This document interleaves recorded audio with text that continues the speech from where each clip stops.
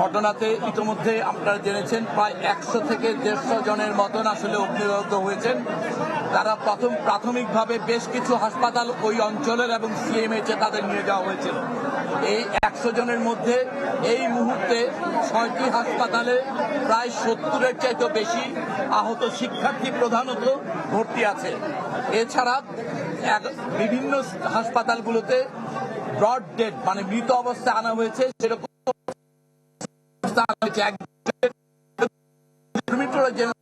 মৃত অবস্থা হয়েছিল 2 জনকে, এই বার্ন ইনস্টিটিউটে মৃত অবস্থা আনা হয়েছে 1 জনকে, এবং এছাড়া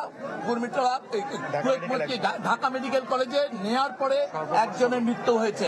সর্বমোট 16 জনের মৃত্যু নিশ্চিত করা হচ্ছে এবং ভর্তি অবস্থায় 70 জনের মতন বিভিন্ন হাসপাতালে চিকিৎসাধীন আছে।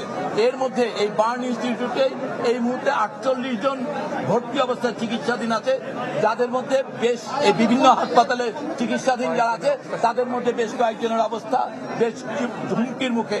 ইতিমধ্যেই একজন পাইলট যিনি ছিলেন ওই বিমানের, ওনাকে সিএমএইচে নেওয়া হয়েছে, সেখানে ওনাকে আইসিইউতে উনি আছেন, ওনার জীবনও সংকটের মুখে।